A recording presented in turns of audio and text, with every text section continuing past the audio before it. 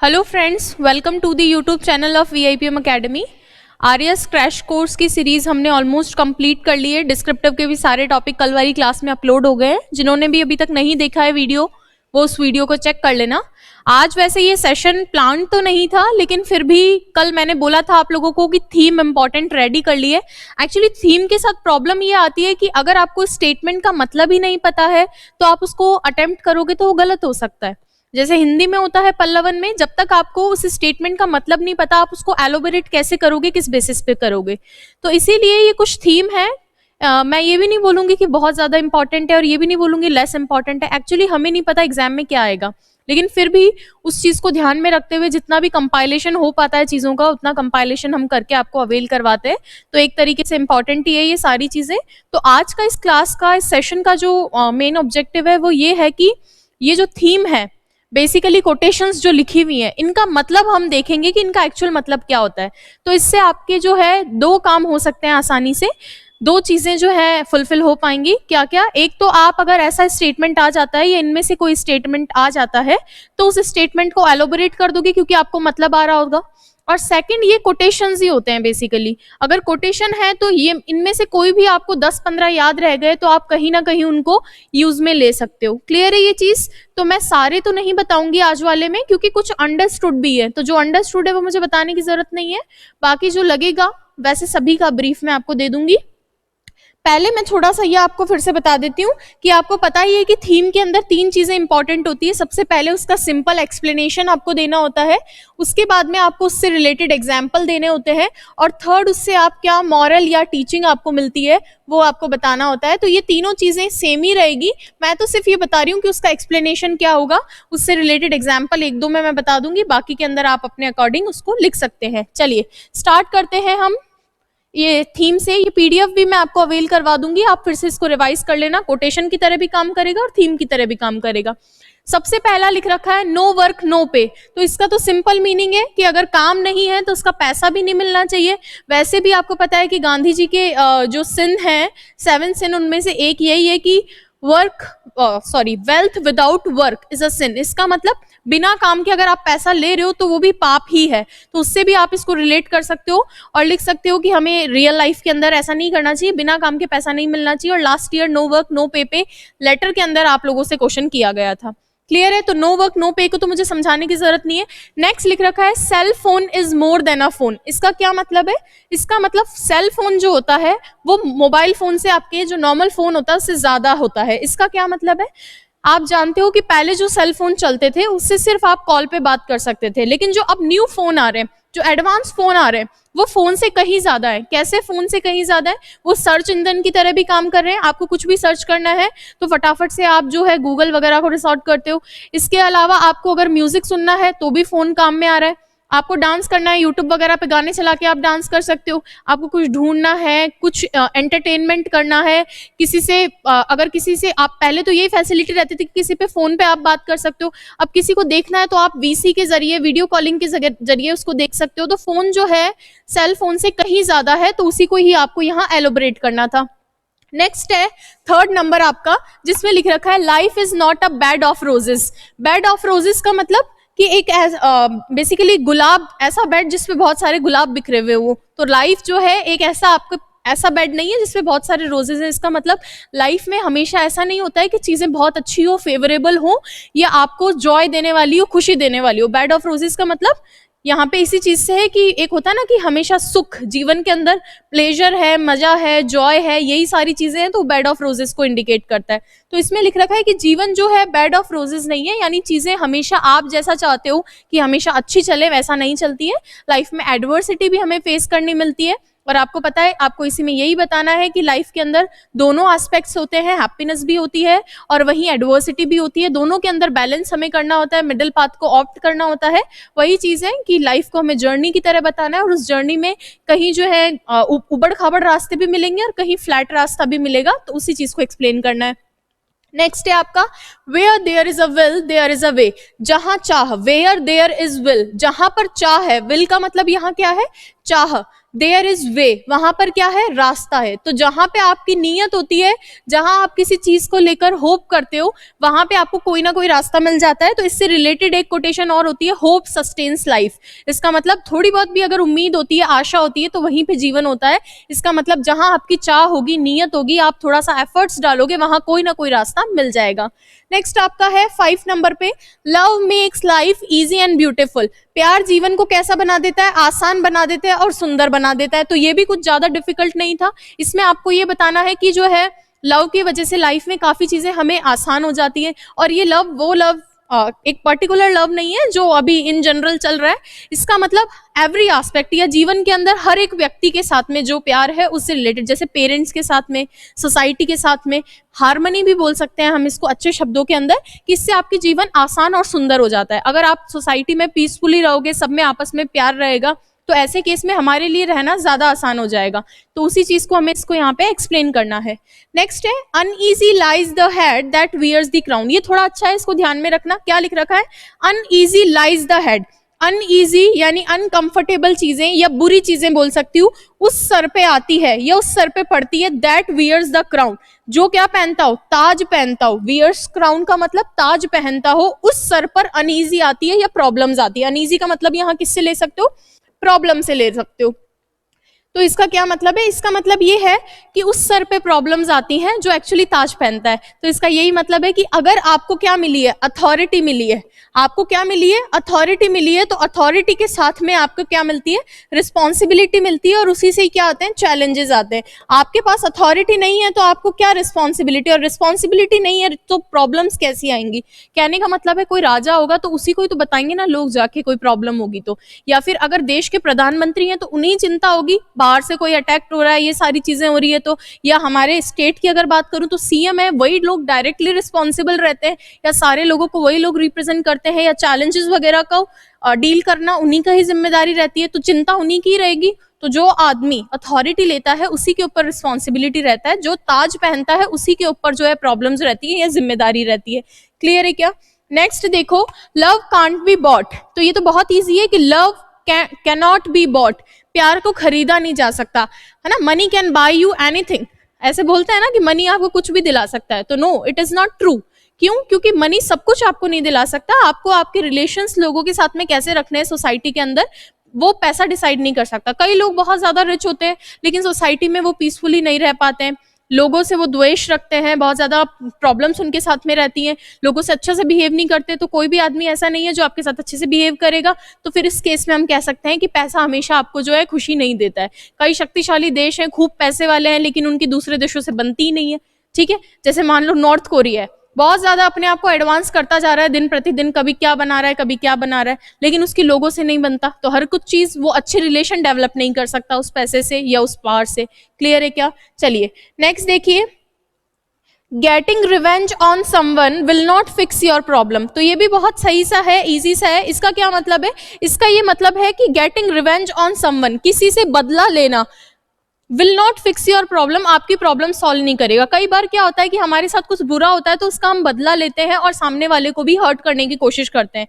तो इस केस में हमें ये ध्यान रखना होगा कि अगर आप किसी से बदला लेते हो तो वो आपकी प्रॉब्लम सॉल्व नहीं करेगा। क्यों, क्योंकि अगर मान लीजिए आपने रिवेंज ले भी लिया है, या ऐसा कह सकते हो, इसको एक एग्जाम्पल से समझे। जैसे मान लीजिए आपने किसी का मर्डर कर दिया है ना, और जिसका मर्डर किया है उसकी फैमिली में से अब आपको कोई मर्डर कर रहा है या आपकी फैमिली में से किसी पर्सन का मर्डर कर रहा है, तो क्या जो आदमी हमने खोया है वो आदमी वापस आ जाएगा क्या, नहीं आएगा। तो जो लॉस ऑलरेडी हो चुका है, जो लॉस इनकर हुआ है, वो लॉस को आप जो है कंपनसेट नहीं कर सकते इस केस में। तो उस केस में आपको क्या है, कॉपरेशन बढ़ाना होगा, कम्युनिकेट करके लोगों से, तो ये चीज बेटर होती है। इसलिए कहा जाता है कि रिवेंज जो है आपकी प्रॉब्लम को फिक्स नहीं कर पाएगा।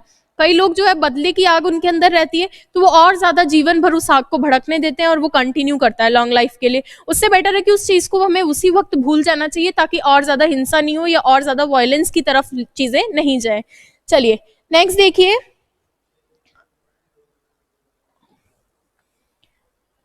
ऐसे ही कर लेते हैं ताकि थोड़ा सा ऊपर हो जाएगा। इधर देखिए, अब यहां तक हमने कर लिया है 8 नंबर तक। इधर देख लेते हैं कुछ। 20 नंबर पे है, if winter comes can spring be far behind. अगर विंटर आती है तो क्या स्प्रिंग जो है बहुत ज्यादा दूर रहती है क्या, ये बहुत पीछे रह जाती है क्या। इसका मतलब अगर विंटर आ गया है तो स्प्रिंग क्या बहुत दूर है क्या? इसका मतलब विंटर के बाद ही स्प्रिंग आता है।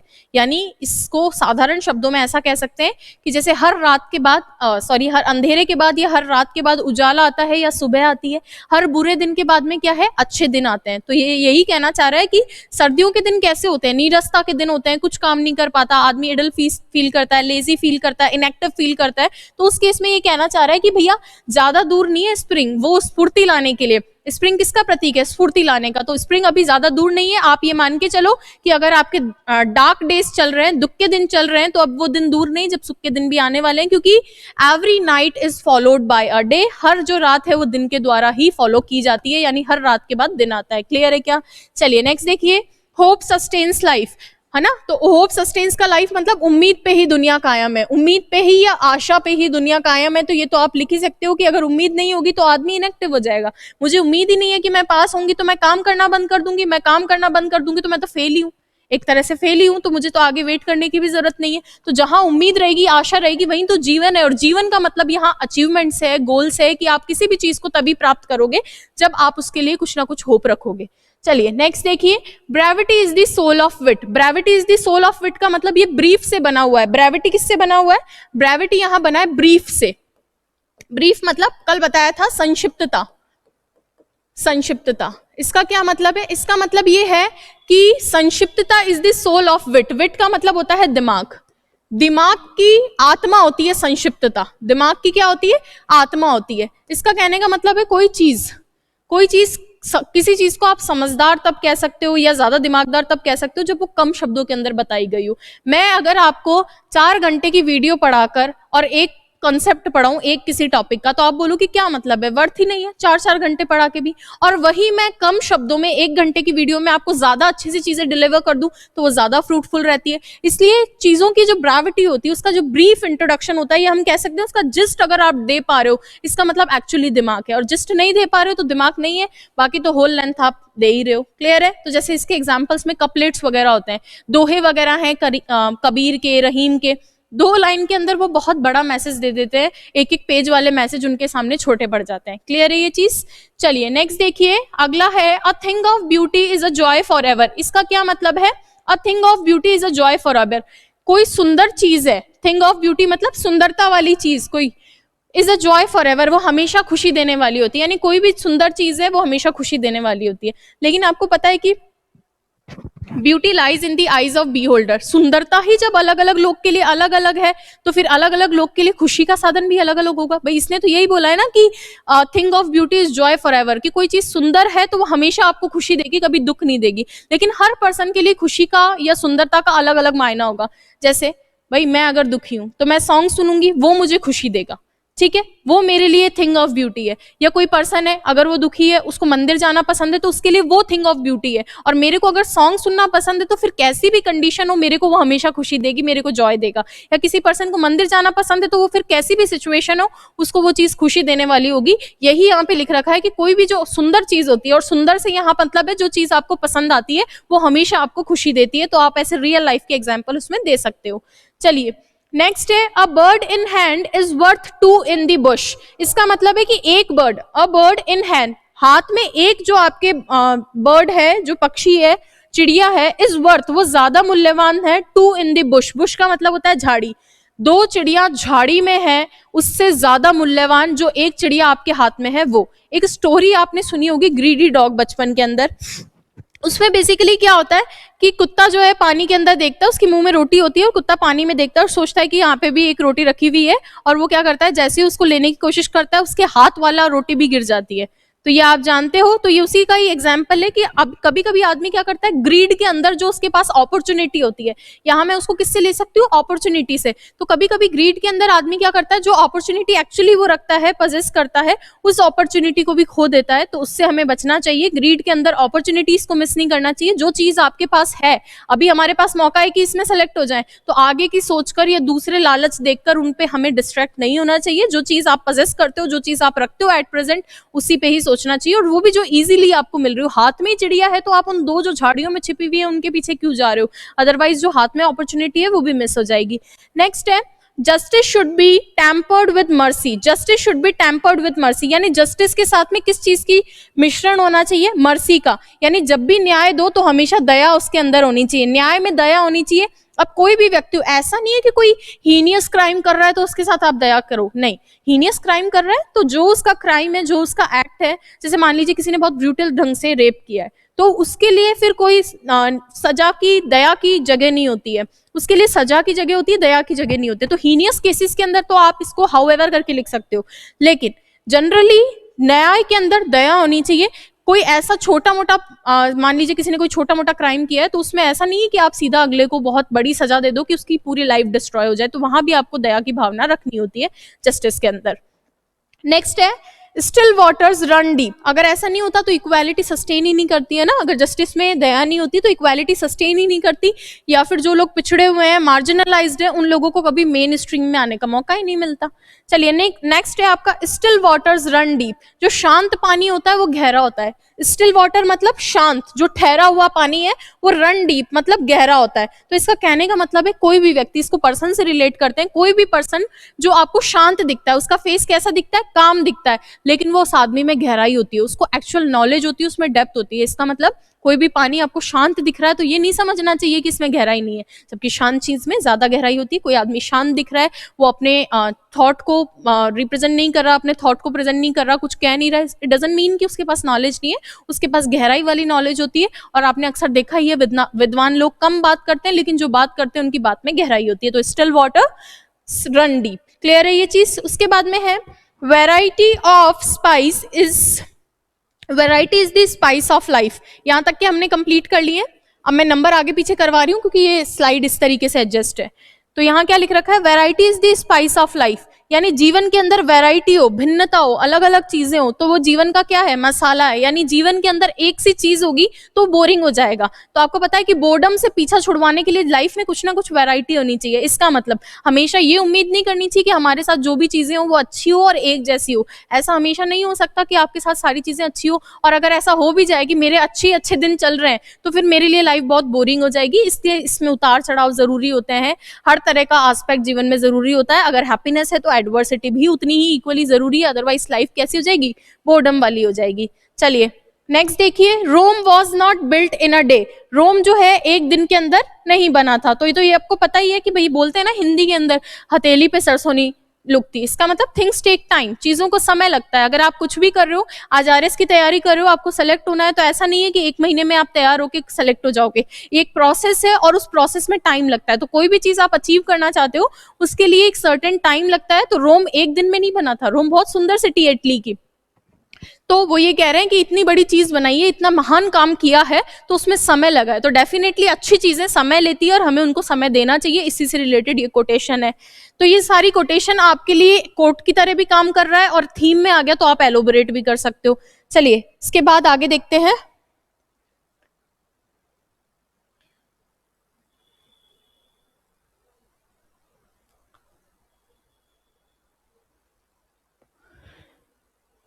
चलिए स्टार्ट करते हैं आगे वाला।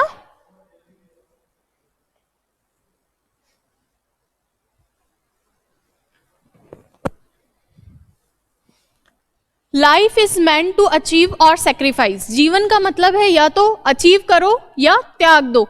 यानी लाइफ का मतलब क्या है, life is meant to achieve और सेक्रीफाइस। जीवन में आपको स्टेप्स लेने पड़ेंगे, हार्डवर्क करना पड़ेगा। या तो आप क्या कर सकते हो, कुछ ना कुछ प्राप्त कर लोगे, या आपको जीवन में सेक्रीफाइस करना पड़ेगा। जीवन के अंदर बैलेंस इसी चीज का है कि कुछ प्राप्त किया या फिर आप क्या कर सकते हो, सेक्रीफाइस कर सकते हो। क्लियर है ये चीज। फिर है next war and peace. War and peace की अगर अपन बात करें तो अपने को इसमें बेसिकली वॉर वर्सेस पीस लिखना है कि युद्ध अच्छा है या पीस अच्छा है। और युद्ध से भी परिणाम निकलते हैं, पीस से भी परिणाम निकलते हैं, कौन से वाला ज्यादा अच्छा है। तो ऑब्वियसली पीस को हमें ज्यादा अच्छा बताना है। तो दोनों का एक तरीके से ऐसे काइंड ऑफ थिंग है, तो उसको आपको एलोबरेट करना है। नेक्स्ट है add insult to injury. Insult पहले तो क्या है, एड इंसल्ट टू इंजरी। पहले तो क्या हो रखी है भाई, इंजरी हो रखी है, और इंजरी में आपने और क्या ऐड कर दिया, आपने इंसल्ट ऐड कर दी। पहले ही मेरे इंजरी हो रखी है, मान लीजिए मेरे पैर में चोट लग रही है, और उस पर आप मेरी बेइज्जती और कर रहे हो, तो ये कैसा केस हो गया कि कि पहले ही दुख है उस पे और दुख दे रहे हो। तो हिंदी के अंदर कहा जाता है जले पे नमक छिड़कना, पहले ही जल रखा है और उसमें आप नमक छिड़क रहे हो तो और ज्यादा तकलीफ देना। तो ऐड इंसल्ट टू इंजरी, इसका क्या मतलब है कि पहले ही इंजरी हो रखी है उस पे आप और इंसल्ट कर रहे हो। नेक्स्ट है action speaks louder than words, इसका मतलब है कि एक्शन मतलब आप जो भी कोई काम करते हो, एक्शन का मतलब यहाँ क्या है, काम से है, वर्क से है। स्पीक्स वो बोलते हैं लाउडर देन वर्ड्स, शब्दों से ज्यादा महत्व होता है एक्शन का। कहने का मतलब है कि मात्र ज्ञान देने से कुछ नहीं है, जो काम आप बोल रहे हो उसको आप खुद भी करो और उसका ज्यादा महत्व रहेगा। ये मान लीजिए मैं यहाँ से बोल रही हूँ आपको ऐसे पढ़ना चाहिए, ऐसा पढ़ना चाहिए, ऐसे पढ़ लेना चाहिए, लेकिन जब आप सेलेक्ट हो जाते हो उसके बाद आप कुछ बोलते हो तो फिर एक उसका फायदा मिलता है और सामने वाला आपकी बात को भी सुनता है। तो कोई काम करके दिखाओगे तो ज्यादा आदमी आपकी सुनता है। या मान लीजिए कोई भी ऐसी चीज है, अगर गांधी जी ये बोलते कि नॉन वायलेंस नहीं करना चाहिए, नहीं करना चाहिए, और खुद अपने जीवन में उसको प्रैक्टिस नहीं करते तो कोई भी उनकी बात नहीं सुनता। तो इसी केस में है कि आपके शब्दों से ज्यादा इंपॉर्टेंस होता है कि आप उस काम को कर रहे हो या नहीं कर रहे हो।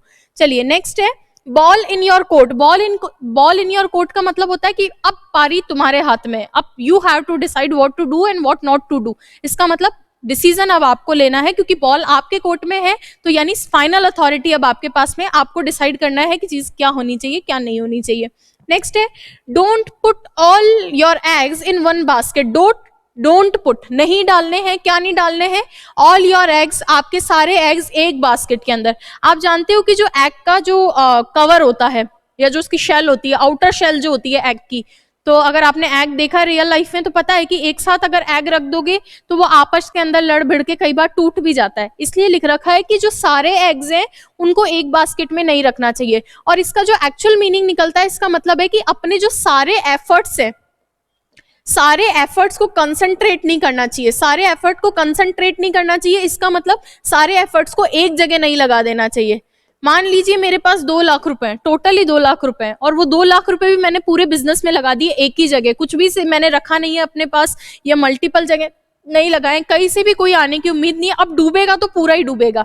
या मान लीजिए कि मेरा पूरा दारमदार किसी एक ही चीज पे है, मेरे पास सेकंड ऑप्शन है ही नहीं, तो मैं जब डूबेगा चीजें तो पूरी तरीके से आप खत्म हो जाओगे। इसलिए कभी भी अपने जो सारे एफर्ट्स हैं या जो सारे असेट्स हैं या रिसोर्सेज हैं उसे एक जगह कंसंट्रेट नहीं कर देना चाहिए। इसका मतलब एक जगह नहीं लगाना चाहिए। क्लियर है। नेक्स्ट है आपका कांट जज a book by its cover. कभी भी जो है किताब को उसके बाहरी कवर से नहीं जज करना चाहिए। इसका मतलब चीजों को हमें सुपरफिशियली नहीं देखना चाहिए, उसका ऊपर या आउटर, हम कह सकते हैं आउटर अपीयरेंस, बाहर से कोई चीज कैसी दिख रही है उसके बेसिस पे उसको जज नहीं करना चाहिए। किसी भी आदमी के जो वर्चूज होते हैं, क्वालिटीज होते हैं, वो इनर चीज से पता चलता है। उसके जो नेचर होगा आदमी का वो उसकी इनर क्वालिटीज, इनर वर्चू से पता चलेगा। बाहर से उसकी शक्ल देखने से आप जज नहीं कर सकते। कहीं आपको लग रहा है बहुत सुंदर दिख रहा हो लेकिन अंदर से बहुत ज्यादा कनिंग हो, धोखा देने वाला हो, ठीक है। और कोई आदमी है जो देखने में आपको पसंद नहीं आ रहा हो लेकिन बहुत ज्यादा काइंड हार्टेड हो, अच्छा हो, हेल्प करने वाला हो।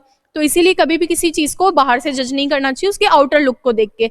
नेक्स्ट है every cloud has a silver lining. आपको पता है कि जो वो काले वाले बादल आते हैं आसमान में, जब काले वाले बादल आते हैं जो बहुत ज्यादा तेज बारिश करते हैं, काली बादली जिनको बोलते हैं, उनमें भी एक सिल्वर कलर की लाइन होती है। तो इसका कहने का मतलब है भाई काले बादलों को यहाँ पे लिया है किसी ऐसी चीज से जो प्रॉब्लम वाली हो। तो यानी जीवन में जब कभी आपके प्रॉब्लम होती है तो उसमें भी एक सिल्वर लाइनिंग होती है, यानी एक आशा की उम्मीद होती है। तो जब कभी भी आपकी प्रॉब्लम होती है तो उसके अंदर भी आशा की किरण होती है। जैसे हर काले बादल के अंदर एक सिल्वर लाइनिंग होती है, कुछ ना कुछ काले चीज के अंदर, अंधेरे के अंदर भी उजाला देने वाली होती है। उसी तरीके से कोई भी प्रॉब्लम है तो वहीं कोई ना कोई आशा की या उम्मीद की किरण जो है जगी हुई रहती है, वही इसको बता रहा है। नेक्स्ट है किल 2 birds with 1 stone। तो ये तो आपको समझ में आ ही रहा है कि किल 2 birds, 2 बर्ड्स को मारना है किससे, एक स्टोन से, यानी एक तीर से 2 निशाने। एक बार आपने प्रयास किया और इससे 2 चीजों को आपने अचीव कर लिया। नेक्स्ट है आपका picture paints 1000 words। Picture paints 1000 words, इसका क्या मतलब है कि एक मिनट रुकना,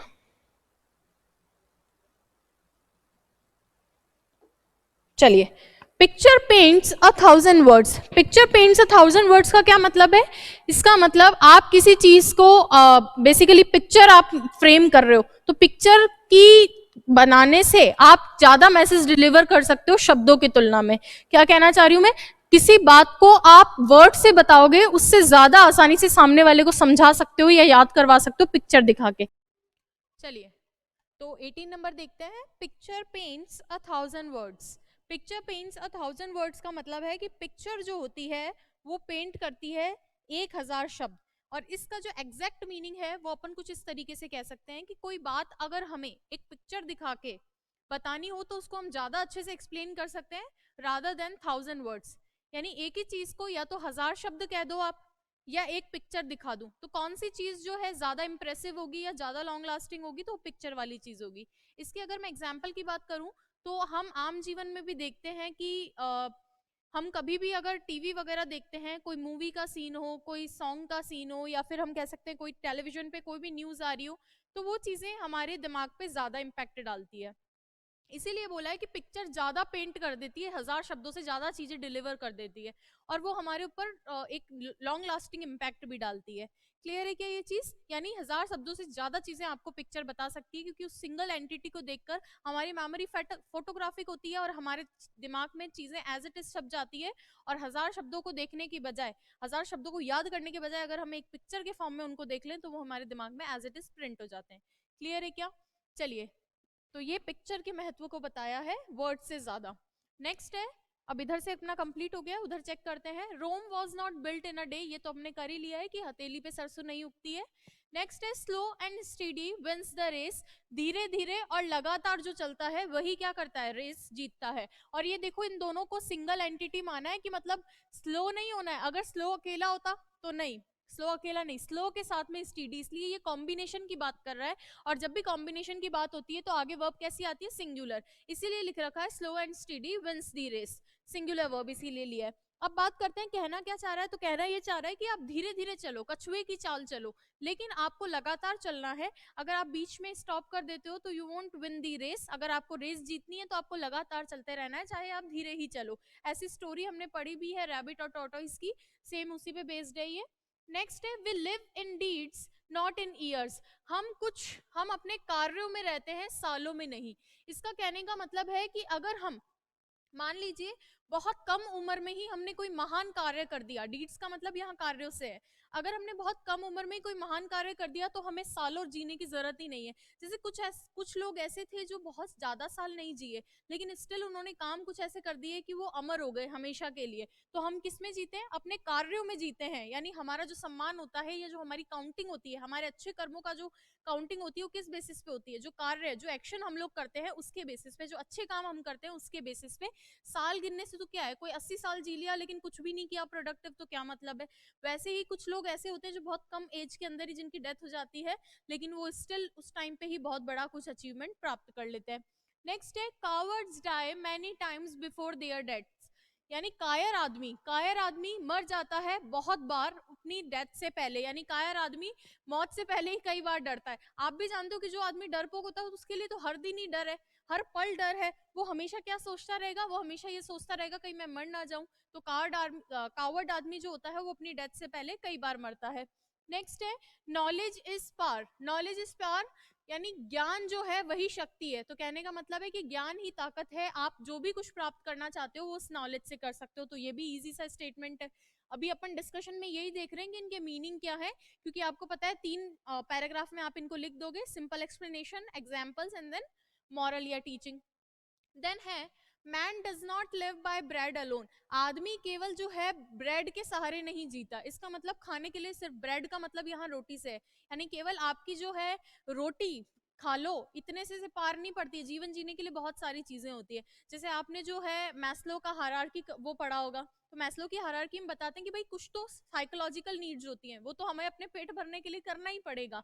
तो क्या पेट भरने मात्र से चीजें हो जाती है कि नहीं, फिर हमें सोशल नीड्स भी देखनी होती है, सेफ्टी नीड्स भी देखनी होती है, फिर समाज में प्रतिष्ठा चाहिए तो एस्टीम नीड्स भी देखनी होती है। फिर इससे भी ऊपर जाके फिर जो लोग इन सारे स्टेजेस को पार कर लेते हैं वो फिर किस पे चले जाते हैं, सेल्फ एक्चुअलाइजेशन पे चले जाते हैं। तो जीवन जीने के लिए सिर्फ रोटी ही नहीं चाहिए, हाँ वो प्राइमरी नीड है, वो सबसे पहले आपको चाहिए, वो नहीं होगा तो बाकी सब चीजें अर्थहीन है। तो सबसे पहले रोटी, लेकिन उसके अलावा भी जीवन है। तो man does not live by bread alone, मतलब केवल रोटी के सहारे नहीं जीता, उसकी इमोशनल नीड्स भी होती है, उसकी सोशल नीड्स भी होती है, वो सारी चीजें होती है। चलिए, नेक्स्ट है, all laws are not justice, सारे नियम जो हैं वो जस्टिस नहीं होते हैं, जस्ट नहीं होते हैं। यहाँ एक्चुअली ग्रामेटिकल एरर है, उसको करेक्ट कर लेना। जस्ट नहीं होते हैं, मतलब न्यायपूर्ण नहीं होते हैं, न्याय संगत नहीं होते हैं। कई बार नियम भी ऐसे बना देते हैं जिनसे लोगों का हित अहित हो रहा है, तो उस केस के अंदर हम कह सकते हैं ये चीज। फिर है फॉर्चून फेवर्स द ब्रेव, यानी भाग्य भी उन्हीं लोगों का साथ देता है जो ब्रेव होते हैं। इसका मतलब हम कह सकते हैं कि जो करेजियस होते हैं, जो आदमी जो है स्टेप लेना जानते हैं अपने लिए। आप मान लीजिए कि आप कायर हो, कावर्ड हो, आप काम ही नहीं कर रहे, काम ही नहीं कर रहे, तो फिर कैसे आप किसी चीज को अचीव करोगे। इसलिए हमेशा जो भाग्य है वो भी किन लोगों का साथ देता है, उन लोगों का साथ देता है जो लोग कैसे हो भाई, जो लोग डिसीजन ले पा रहे हैं, खुद काम कर पा रहे हैं, जो कैसे हैं, ब्रेव पर्सन है, उन लोगों का साथ देता है। इसके अलावा नेक्स्ट है आपका the crown and glory of life is character, यानी जीवन का जो सॉरी जीवन की ग्लोरी, जीवन की प्रसिद्धि और उसका ताज क्या है, कैरेक्टर। इसका मतलब ये बता रहा है चरित्र। आपके जीवन के जो भी सम्मान है या आपका जीवन जिस चीज से फ्लोरिश होगा वो क्या चीज है, कैरेक्टर। इसका मतलब कैरेक्टर की इंपॉर्टेंस इसके अंदर बता रखी है। आपको कैरेक्टर के बारे में बताना है कि कैरेक्टर कितना ज्यादा रोल प्ले करता है आपके पर्सनालिटी के अंदर। और वैसे भी कहा गया है ना कि if money is lost nothing is lost, if health is lost something is lost, if character is lost then everything is lost. इसका मतलब एक पर्सन के लिए जो है कैरेक्टर बहुत ज्यादा इंपॉर्टेंट होता है, उसी को यहाँ पे एक्सप्लेन करना था। नेक्स्ट है पीस हैव, ये करेक्शन कर लेना, पीस है peace, peace hath her victories no less renowned than war. तो यहाँ पे ये क्या कह रहा है, ये कह रहा है कि जो पीस होती है, शांति होती है, ये पहले वाली इंग्लिश के अंदर हैव का सेंस देता है, ये हैव का मतलब रखना, तो यहाँ सिंगुलर फॉर्मेट में हम हैज कर देते हैं। पीस हैज, पीस रखती है, शांति रखती है, क्या रखती है, हर विक्ट्रीज, अपनी जीत, नो लेस रिनोन्ड, कम प्रसिद्ध नहीं, देन वॉर, यानी शांति की जो जीत होती है, यानी शांति से जो जीत प्राप्त की जाती है वो भी कम सम्मानित नहीं होती है, या उसका भी जो है कम मूल्य नहीं होता है वॉर की तुलना में। यानी वॉर से, यानी आप लड़ाई से भी जीत सकते हो, लेकिन शांति की जो जीत होती है वो भी कम, ऐसा नहीं है कि कम मूल्यवान हो, वो भी इक्वली या ज्यादा ही मूल्यवान होती है। शांति से आप जिस चीज को जीत सकते हो वो वॉर से तो बेटर ही होगा। चलिए नेक्स्ट अगर मैं बात करूं तो ऊपर देखते हैं अपन,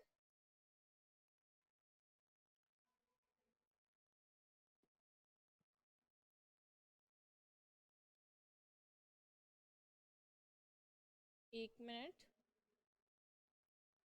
इसमें लिख रखा है इसमें कौन कौन सा बच गया है ये देख लेते हैं। एक तो ये बच गया है friends are not always trustworthy, friends जो होते हैं, दोस्त जो होते हैं वो हमेशा क्या नहीं होते, विश्वास करने लायक नहीं होते, ट्रस्ट वर्दी नहीं होते। कभी कभी दोस्त भी क्या करते हैं, धोखा दे देते हैं। और इधर वाले में क्या बच गया है, इधर वाले में बचा है charity begins at home, charity की शुरुआत कहाँ होती है भाई, घर पे। लेकिन इसका ये मतलब नहीं होता है, इस चीज को ध्यान सुनना, मैंने ये बोला कि चैरिटी बिगिंस एट होम, तो हम जनरली क्या करते हैं, इसका मतलब समझ लेते हैं कि जो चैरिटी की शुरुआत होती है वो कहाँ से होती है, घर से होती है। इसका मतलब हम अपने घर पे लोगों को देख देख के ही सीखते हैं और फिर चैरिटी करते हैं। मान लो दादाजी चैरिटी कर रहे हैं तो उनको देख के फिर हम लोग चैरिटी करेंगे, नहीं।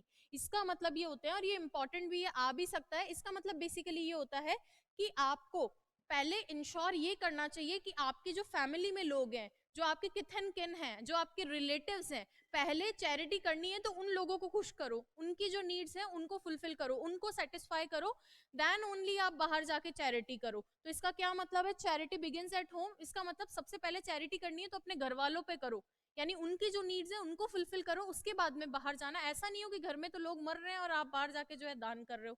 क्लियर है क्या ये चीज, तो इसको थोड़ा सा ध्यान रखना क्योंकि अलग है, फर्स्ट इंस्टेंस पे अपन इसको नहीं समझ पाते। नेक्स्ट है all that glitters is not gold, इसका मतलब है कि जो भी चीज जो चमकती है वो सोना नहीं है। हम हर चमकदार चीज सोना नहीं होती है, जैसे कहते हैं ना कि हर काली टंग की सिंटेक्स नहीं होती है, वैसे हर चमकदार चीज सोना नहीं होती है। तो आपको ये बताना है कि कोई भी चीज जो आपको आउटर अपीयरेंस से अट्रैक्ट कर रही है, भाई बेसिकली है तो ये आउटर अपीयरेंस, उसको देखने में चमक लग रही है, तो आउटर अपीयरेंस से हमें जो है मैस्मराइज्ड होकर चीजों के बारे में जज नहीं कर लेना चाहिए, क्योंकि हर चमकदार चीज सोना नहीं होती है। चलिए अपीयरेंसेस आर डिसेप्टिव, डिसेप्टिव का मतलब होता है धोखा देने वाला।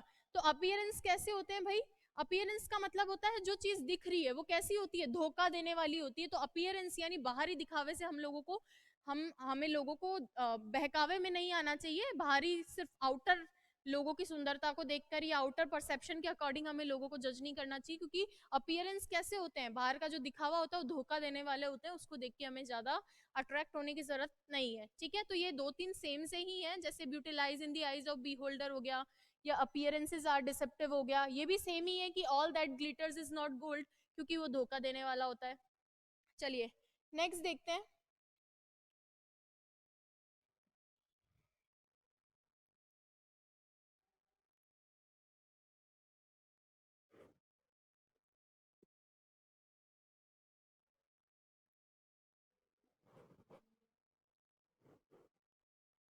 नेक्स्ट देखिए, God helps those who help themselves, भगवान भी उनकी मदद करते हैं जो खुद की मदद करते हैं। इसका मतलब अगर आप खुद स्टेप नहीं लोगे, खुद हार्डवर्क नहीं करोगे, तो भगवान भी आपकी कोई मदद नहीं करने वाले हैं। नेक्स्ट है, ये वैसा ही है, fortune favours the brave. Next है, speedy but faulty justice is no justice at all. Speed में तो लास्ट ईयर तो आया था कि justice delayed is justice denied, इसका मतलब अगर देरी से जस्टिस मिला है तो उसका कोई मतलब नहीं, उसका कोई औचित्य नहीं रह जाता है। इस बार ये वाला देखो कौन सा है, speedy but faulty justice is no justice at all. Speedy मतलब जस्टिस तो आपने जो है त्वरित गति से दे दिया, बहुत जल्दी दे दिया, लेकिन फॉल्टी गलत दे दिया। जल्दबाजी तो आपने दिखाई कि टाइम पे न्याय मिल जाए, लेकिन वो गलत डिसीजन दे दिया, तो वो भी जस्टिस कैसा है, justice no justice at all, मतलब बिल्कुल न के बराबर ही जस्टिस है, कोई जस्टिस नहीं है, बिल्कुल भी जस्टिस नहीं है अगर आपने फॉल्टी जस्टिस दे दिया, तो जल्दबाजी किस काम की। नेक्स्ट है, फ्रस्ट्रेशन लीड्स टू अग्रेशन। अगर आदमी फ्रस्ट्रेट होता है, ये तो अपनी आम जीवन से भी आप जोड़ सकते हो कि आदमी फ्रस्ट्रेट होता है, उसके दिमाग में अगर कोई ना कोई चिड़चिड़ाहट है या किसी बात को लेकर आप फ्रस्ट्रेट हो रहे हो, तो कहीं ना कहीं वो गुस्से के रूप में तब्दील हो जाता है। पहले आदमी चिड़चिड़ा होता है और फिर कहीं ना कहीं किसी ना किसी के ऊपर गुस्सा निकाल देता है, तो फ्रस्ट्रेशन ही किस में चेंज हो जाती है, अग्रेशन के अंदर चेंज हो जाती है। नेक्स्ट है आपका, money is a good servant but a bad master. Money क्या है भाई, एक अच्छा सर्वेंट है, आपके अच्छे से सेवा कर सकता है मनी, लेकिन एक क्या है, बैड मास्टर है। आपका मालिक बन गया ना मनी, आपका मास्टर बन गया, तो फिर वो बहुत बुरा हो जाएगा। तो मनी गुड सर्वेंट है। गुड सर्वेंट किस केस में है, देखो सुनो, अगर मेरे पास पैसे हैं तो मैं जैसा चाहूं वैसा कर सकती हूँ, मुझे जो चीज खरीदनी है आई कैन बाय, मुझे जो भी काम किसी से करवाना है मैं करवा सकती हूँ। लेकिन मनी अगर मास्टर बन जाए, कैसे बनता है, कई बार क्या होता है, मनी हमें कंट्रोल करती है। मनी कैसे कंट्रोल करती है, मतलब मनी आपको बार बार लालच देती है कि तू ये कर वो कर वो कर, आपको मॉनिटर करने लग जाती है। यही चीज आप किसको बढ़ावा देती है, करप्शन वगैरह को। कुछ आदमी होते हैं ना कि पैसे के लिए इतना पागल हो जाते हैं, जैसे पैसा उन्हें कंट्रोल कर रहा है, उस केस में फिर वो किसकी तरफ जाते हैं, वो करप्शन करने लगते हैं, और यही इसी तरह की इलीगल एक्टिविटीज वो करने लगते हैं। तो मनी अच्छा सर्वेंट है, आपकी सेवा खूब करेगा, लेकिन अगर मनी के द्वारा आप चलने लग गए तो फिर सारी चीजें गड़बड़ हो जाएगी, क्योंकि वो बैड मास्टर है। नेक्स्ट है, fame is the last infirmity of noble mind. Infirmity का मतलब होता है कमी, मान सकते हो, लास्ट कमी। तो fame is the last infirmity of noble mind, एक अच्छे दिमाग की आखिरी कमी या कमजोरी क्या होती है, फेम। यानी कोई भी आदमी जिसको महान बनना है, नोबल माइंड बनना है, तो एक स्टेज होती है, उस स्टेज से ऊपर निकल गए ना आप, तो आप मान जाओगे। यानी हर आदमी जो लाइफ के अंदर है, कोई भी ह्यूमन बीइंग है, वो सोचता है कि यार हमें नोबल माइंड बनना है, लेकिन क्या चीज बैरियर की तरह आती है, वो आती है फेम। हर कोई फेमस होना चाहता है, और जब तक हमारे दिमाग में ये चीज होती है कहीं ना कहीं कि मुझे फेमस होना है, मुझे फेमस होना है, तो आप नोबल माइंड नहीं हो सकते। क्योंकि जिस दिन आप ये चीज छोड़ दोगे कि मुझे फेमस होना है, नेचुरली फेमस होना अलग चीज है कि आपने उस पर ध्यान नहीं दिया लेकिन आप फेमस हो गए, जिस दिन आप ये सोच दोगे कि मुझे फेमस नहीं होना है, उससे ऊपर उठ जाओगे, तो आप अपने आप ही क्या बन जाते हो, नोबल माइंड बन जाते हो। यानी किसी भी आदमी को नोबल माइंड बनना है तो उसकी लास्ट कमजोरी बोल सकते हैं, या लास्ट कमी क्या होती है, फेम होती है, क्योंकि उसको क्या चाहिए, फेम चाहिए। नेक्स्ट है, neither a borrower nor a lender be for loan of often loses both itself and friend. ना तो कभी क्या बने, बोरोवर मतलब लेने वाले, नॉर द लेंडर ना उधार देने वाले, nor lender be for loan, loan के लिए often loses both itself and friend, loan खुद भी खो जाता है, और क्या खो देता है भैया, खुद भी खो जाता है और दोस्ती भी खो देता है। ना तो लोन वापस आता है कभी भी, और ना दोस्त वापस आ जाता है, इसलिए ना तो किसी को पैसा देना है ना पैसा लेना है। नेक्स्ट है, मैनर्स मेक अ मैन। तो आदमी के जो मैनर्स होते हैं, ठीक है ना, उसके जो भी एटिकेट्स होते हैं, उसके गुण होते हैं, उसका कैरेक्टर होता है, वही आदमी को बनाता है। यानी चरित्र की इंपॉर्टेंस बताना है, फिर से कैरेक्टर वाले की इसमें इंपॉर्टेंस बतानी है आपको। नेक्स्ट है, ओल्ड इज गोल्ड, है ना, ओल्ड इज गोल्ड तो आपको पता ही है कि पुरानी चीजें ज्यादा इंपॉर्टेंट होती है, उसका महत्व बताना है। पुरानी टीचिंग्स, दादा दादी की टीचिंग्स हो गई, पुराना चावल हो गया, ये सारी चीजें इंपॉर्टेंट होती है, ज्यादा मूल्यवान होती है आज के कंपैरिजन की जो चीजें हैं उनसे। नेक्स्ट है, the end justifies the mean. जो आपका रिजल्ट है, जो एंड है, यानी एंड का मतलब यहाँ गांधी जी ने बोला था ना कि एंड और मीन्स दोनों प्योर होने चाहिए। इसका मतलब जो लक्ष्य आपने साधा है वो भी प्योर होना चाहिए और जिस रास्ते से आप उस लक्ष्य को अचीव करोगे वो भी प्योर होना चाहिए। लेकिन इसमें लिख रखा है कि एंड जस्टिफाई करता है कि मीन्स कैसा था। मान लीजिए आप सफल हो गए, आरएस बन गए, तो कोई नहीं पूछने वाला कि आपके मीन्स क्या था, क्योंकि एंड ने जस्टिफाई कर दिया कि साधन कुछ ना कुछ अच्छा ही रहा होगा। लेकिन मान लीजिए दूसरी तरफ आप फेल हो गए, आपने खूब मेहनत की, तो कोई नहीं पूछने वाला, क्यों? क्योंकि एंड रिजल्ट क्या था कि आप फेलियर हो, तो कोई नहीं पूछने वाला कि आपने कितनी मेहनत की, क्या किया। तो एंड जस्टिफाई करता है कि मीन्स कैसे थे। नेक्स्ट है they never fail who die for a noble cause. वो कभी भी फेल नहीं होते जो किसके लिए मरते हैं, एक अच्छे कॉज के लिए, एक अच्छे कारण के लिए। जैसे मार्टियर होते हैं, शहीद होते हैं, वो एक अच्छे काम के लिए मरते हैं, तो उनको क्या नहीं माना जाता, फेल नहीं माना जाता। चाहे आप खुद युद्ध हार जाओ, लेकिन अगर आप शहीद हो तो फिर आप एक नोबल माइंड हो, और नोबल माइंड तो हमेशा ही रिस्पेक्टेड होते हैं। क्लियर है? चलिए नेक्स्ट है 60th number, beauty is only skin deep. Beauty केवल कैसी है? Skin deep. ये अगेन वैसा ही है कि ब्यूटी तो बस चमड़ी के अंदर जो दिख रही है वही है। सॉरी, ब्यूटी तो वो है जो चमड़ी के अंदर है। ये जो बाहरी आपको आउटर दिख रहा है ना, जो भी आपका कलर होता है, अपीयरेंस होता है, वो चीजें ब्यूटी नहीं होती है। ब्यूटी तो कैसी है भैया? स्किन डीप है। तो इस केस के अंदर हमें आदमी की इनर ब्यूटी को देखना चाहिए, उसके आउटर अपीयरेंस को नहीं देखना चाहिए। उसी चीज को यहाँ पे एक्सप्लेन करना है आपको। नेक्स्ट है stone walls do not prison make nor iron bars a cage. इसका मतलब है कि स्टोन वॉल्स, इसका मतलब जो ये पत्थर की दीवारें होती है, डू नॉट प्रिजन मेक, इसका मतलब पत्थर की दीवारें कभी भी कैद नहीं बनाती। प्रिजन होता है जेल, कैद नहीं बनाती। Nor iron bars a cage, ना ही जो लोहे की जंजीरें होती है, बार्स जो होती हैं, लोहे की जंजीरें होती है ना, वो केज, केज का मतलब होता है पिंजरा। ना तो जो लोहे की जंजीरें हैं, ये लोहे के जो सलाखे हैं, वो ना तो केज बनाते हैं, ना ही जो ये मिट्टी की या ईंटों की दीवार है ये कैद करते हैं। इसका मतलब आदमी को कोई कैद नहीं कर सकता। आप किसी को पिंजरे में बंद कर दो तो उसको कैद नहीं माना जाएगा, आप किसी को जेल वगैरह में बंद कर दो तो उसको कैद नहीं माना जाएगा। तो इसका डेप्थ वाला मीनिंग है। कहने का मतलब ये है कि आदमी को कैद उसके विचार करते हैं। कौन करते हैं? आदमी को कैद उसके विचार करते हैं। किसी भी के आदमी को आप जो है पिंजरे वगैरह के अंदर, प्रिजन वगैरह के अंदर बंद करके कैद नहीं कर सकते। उसके विचार जब तक स्वतंत्र है आप उसको कैद नहीं कर सकते। कुछ लोग हमारे फ्रीडम फाइटर्स ऐसे थे जिन्होंने जेल में रहकर कई लोगों की बुक्स पढ़ी, यहाँ तक कि खुद ने बुक्स लिखी, तो आपने उनके विचारों को कैद नहीं किया। आपने हो सकता है उनको फिजिकली कैद कर दिया, लेकिन उनके विचारों को जब तक नहीं कैद किया तब तक वो स्वतंत्र है। नेक्स्ट है a little learning is dangerous thing. A little का मतलब है ना कुछ लर्निंग कैसी होती है? डेंजरस होती है। इसका मतलब वही है अध जल गगरी छलकत जाए, तो इसको मुझे ज्यादा एक्सप्लेन करने की जरूरत नहीं है। नेक्स्ट आपका है the path of duty is the path of glory.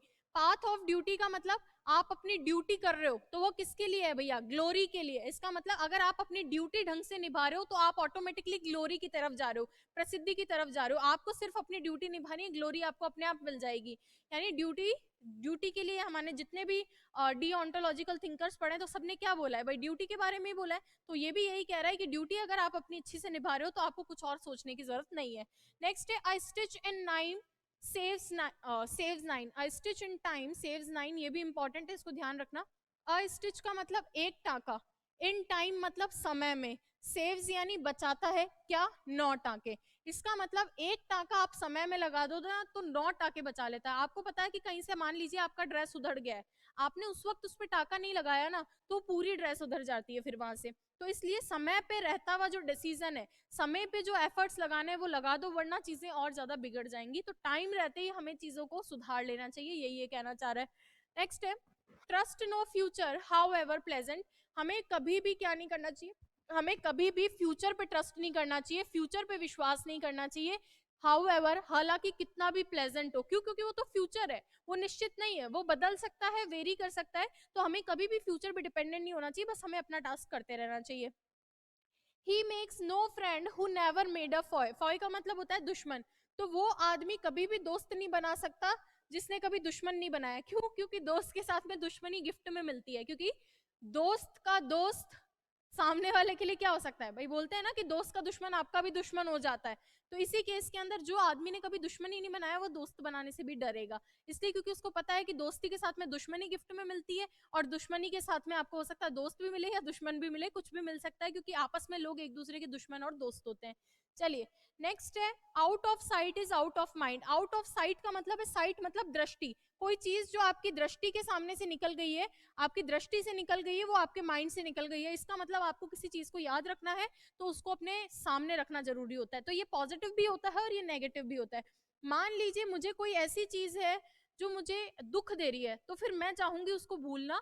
ऐसी कोई भी चीज फिर मैं सामने नहीं रखूंगी जो मुझे उसकी याद दिलाए। जैसे मान लीजिए कई बार ऐसा होता है ना कि कई लोगों को देख के आपको याद आती है, किसी की डेथ हो गई है, तो फिर आप कभी भी उनकी फोटो देखते हो, कुछ भी देखते हो, तो यू स्टार्ट क्राइंग। तो ऐसा होता है कि ऐसी चीजों को फिर आदमी साइड में रखने लग जाता है। फैमिली मेंबर्स क्या करते हैं, फिर वो फोटो वगैरह सामने नहीं रखते। तो कोई चीज जिसको आप भूलना चाहते हो तो उससे जुड़ी हुई यादें फिर आप साइड में कर दो। और एक ये भी होता है कि आपको कोई इंपॉर्टेंट काम याद रखना है तो उससे रिलेटेड चीज आप सामने रखो। तो पॉजिटिव नेगेटिव दोनों ही केस में ये चीज काम आती है कि किसी चीज को सामने है, इसका मतलब आपके दिमाग में है। नेक्स्ट है cleanliness is next to godliness. इसने बताया है कि क्या महत्व होता है सफाई का। सफाई से आप कहाँ जाते हो, भगवान की तरफ जाते हो। भाई भगवान भी वहीं आते हैं जहाँ पे सफाई रहती है। उसी चीज को यहाँ पे एक्सप्लेन कर रखा है।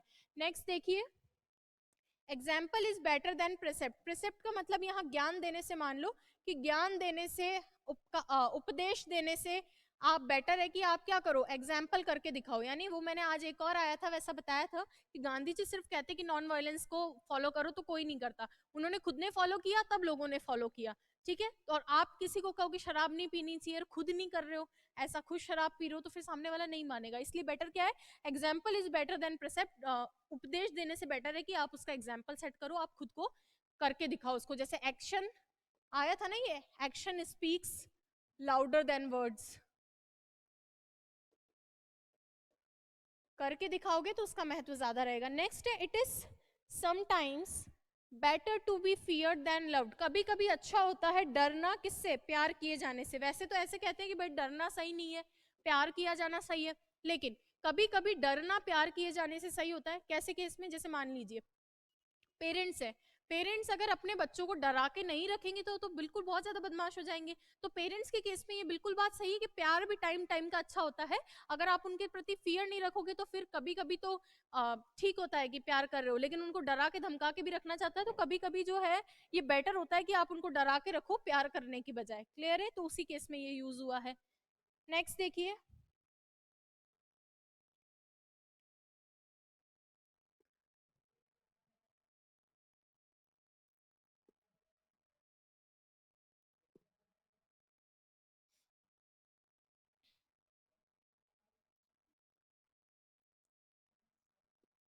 ये लास्ट है इसका।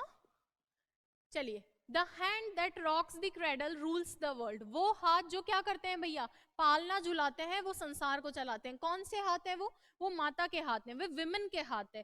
बेसिकली ये कहना चाह रहा है कि जो महिलाएं, उनका काम सिर्फ इतना ही नहीं है कि वो पालना झुलाएं, वो तो पूरा संसार चला सकती है, वो विश्व चला सकती है। यानी महिलाओं के जो अनटैप्ड रिजर्वायर है महिला, उसके काम के लिए बोल रहा है कि आप वो एक ऐसा रिजर्वायर है, वो ऐसा स्रोत है जिससे आप बहुत ज्यादा चीजों में परिवर्तन ला सकते हो, बदलाव ला सकते हो। लेकिन वो क्योंकि अनटैप्ड है, उसका अभी इस्तेमाल नहीं हुआ है, तो हम लोगों ने देखा नहीं है कि क्या पोटेंशियल महिलाएं रखती है। तो उस केस में ये बोल रहा है कि जो हाथ पालना झुलाते हैं वो पूरा संसार चला सकते हैं, एटलीस्ट आप उनको मौका तो दो। तो उस तरीके से महिला से रिलेट करके इसको लिखना था आपको। नेक्स्ट है prevention is better than cure. Prevention का मतलब पहले ही आपने अगर स्टेप ढंग का उठा लिया, पहले ही बचाव का काम कर लिया, तो बाद में आप क्योर करोगे उससे बेटर है। जैसे मान लीजिए सर्दी में पहले ही स्वेटर पहन लिया, तो जुकाम लगने के बाद टैबलेट लेने से तो बेहतर ही है। हमने पहले ही मास्क लगा लिया तो कोरोना होने से बच गए। तो प्रिवेंशन यानी पहले ही आप अगर सेफ्टी ले लोगे तो वो क्योर, बाद में उसमें आप उसमें सुधारात्मक प्रयास करोगे, उससे बेटर है कि आपने पहले ही बचाव कर लिया। नेक्स्ट है hard work is the key to success. आप कठिन परिश्रम करोगे तो उसी से आपको सक्सेस मिलेगा, ये तो आप ही लोगों के लिए है। नेक्स्ट है नो पेन नो गेन। अगर आपने जीवन में दर्द नहीं झेला तो आपको कोई भी चीज प्राप्त नहीं हो सकती, ये भी इजी सा है। नेक्स्ट है time and tide wait for none. समय का महत्व बता रहा है, जैसे टाइड कभी आके नहीं बताता है भाई, आते हैं टाइड्स तो आपको बता के थोड़ी आता है जवाहर भट्टा, वैसे ही टाइम भी आपको नहीं बताएगा और कब पास हो जाएगा आपको पता नहीं चलेगा। वो किसी का इंतजार नहीं करते, तो हमें टाइम के इंपॉर्टेंस में इसमें यहाँ लिखना था। नेक्स्ट है never put off till tomorrow what you can do today. इसका मतलब कोई भी चीज never put off till tomorrow, कल के लिए मत डालो। क्या नहीं डालना है कल के लिए, what you can do today. जो चीज आप आज कर सकते हो उसके लिए, उसको कल के लिए मत डालो, उसको आज ही कंप्लीट कर दो। कल वो बोलते हैं ना कि काल करे सो आज कर, आर करे सो आज करे सो अब, उसी केस के अंदर बोला है। नेक्स्ट है the path of glory lead but to the grave, यानी पाथ ऑफ ग्लोरी, ग्लोरी यानी प्रसिद्धि की जो पाथ होती है वो किसकी तरफ जाती है भाई, लीड करती है, लेकिन किसकी तरफ, ग्रेव की तरफ, यानी प्रसिद्धि आपको कहाँ ले जाती है, कब्र की तरफ ले जाती है। देखो ये भी दोनों पॉजिटिव नेगेटिव दोनों सेंस में काम में आ सकता है। जैसे जो मार्टियर होते हैं, शहीद होते हैं, वो जब उनकी डेथ होती है तो वो ग्रेव में ही जाते हैं लेकिन ग्लोरी लेकर जाते हैं। और दूसरे केस में इसको इस तरीके से भी कहा जा रहा है प्रिवेंशन के लिए कि हमें जीवन में, हम होता है ना कि हम हर चीज के पीछे भागते हैं, तो ये ऐसा कह रहा है कि भाई एक दिन तुम्हें तो ग्रेव में ही जाना है, मरना ही है, कब्री बनना है, तो क्यों आप हर चीज के पीछे, प्रसिद्धि के पीछे इतना भाग रहे हो। तो ये पॉजिटिव नेगेटिव दोनों सेंस में, जैसे सोल्जर्स के लिए पॉजिटिव सेंस में कि ग्लोरी मिल जाती है तब वो कहाँ जाते हैं, ग्रेव में जाते हैं। और दूसरा किस केस में कि हमें चीजों के पीछे अंधाधुंध नहीं भागना चाहिए। क्यों नहीं भागना चाहिए, क्योंकि अंत में उसका रिजल्ट तो कैसा ही है, मरना तो सभी को ही पड़ेगा, चाहे कितना ही पैसा इकट्ठा कर लो। नेक्स्ट है a rolling stone gathers no moss. एक मिनट, ये वाला देखो आप तब तक।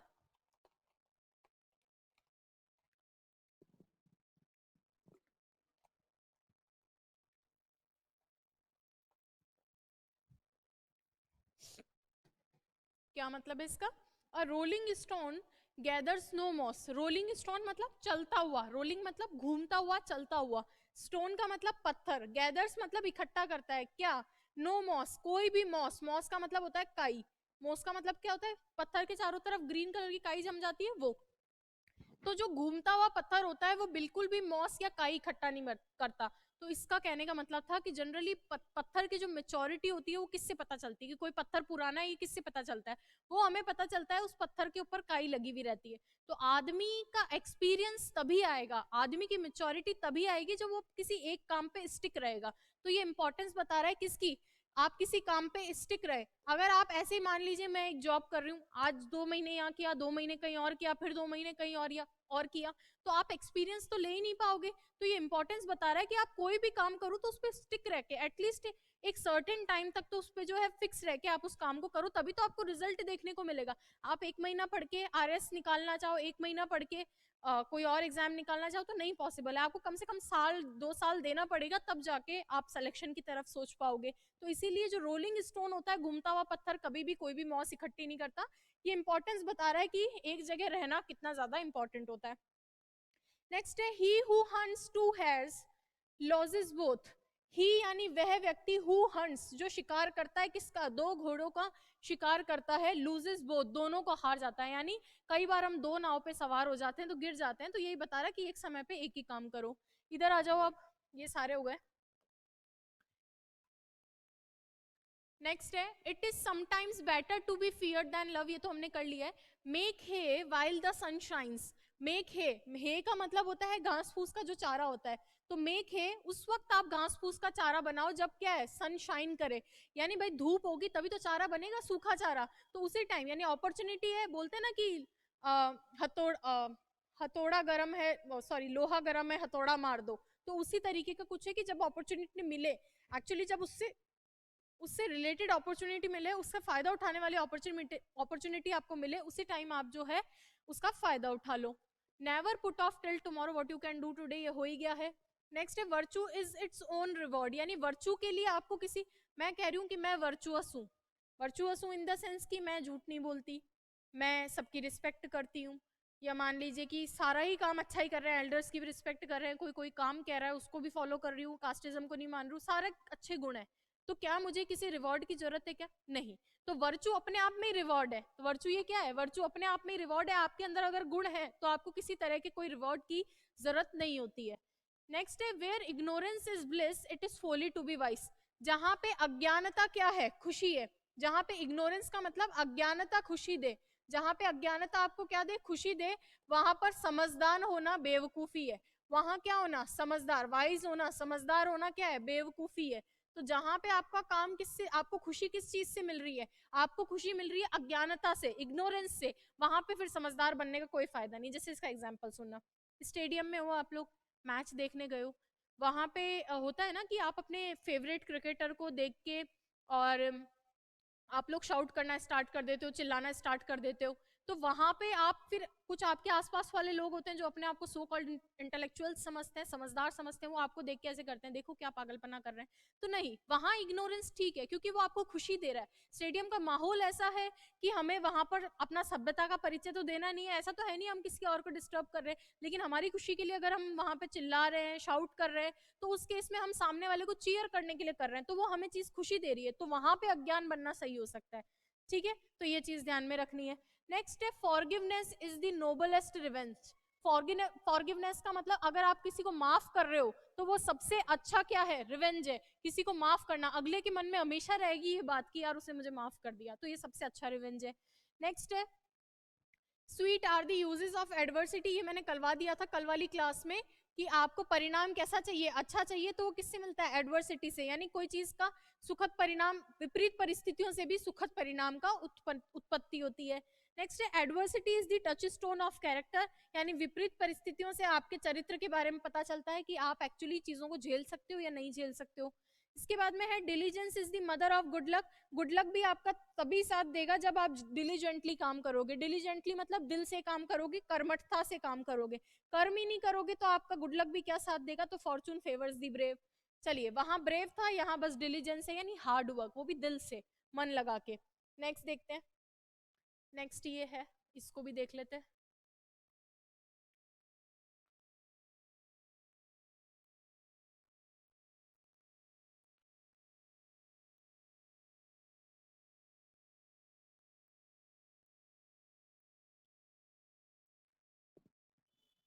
The fruits of labour are sweeter than the gifts of fortune. Labour के यानी मेहनत के जो फल होते हैं वो ज्यादा मीठे होते हैं, किसकी तुलना में, भाग्य के जो गिफ्ट आपको मिलते हैं। भाग्य ने जो आपको गिफ्ट दे दिया, कोई चीज तोहफा दे दी, उससे ज्यादा मीठा क्या होता है, आप मेहनत करो। तो अगेन यहाँ पे किसकी बात की है, हार्ड वर्क के इंपॉर्टेंस को बताया, तो आप इसको कर ही सकते हो। नेक्स्ट है वर्क इज वर्शिप। अगेन काम की महत्ता को बताना है आपको कि काम ही पूजा है, तो ड्यूटी, जितने भी डिओन्टोलॉजी थे वो सारे आप यहाँ पे यूज कर सकते हो। There is no substitute for hard work. Hard work का कोई सब्स्टिट्यूट नहीं है, हार्ड वर्क तो आपको करना ही पड़ेगा, उसके बिना कोई रिजल्ट नहीं है, सेम ही चीज है। Life is action not contemplation. जीवन क्या है, जीवन काम करना है, मात्र उपदेश देने से आपको कुछ नहीं होगा, जीवन में एक्शन करके आपको दिखाना पड़ेगा।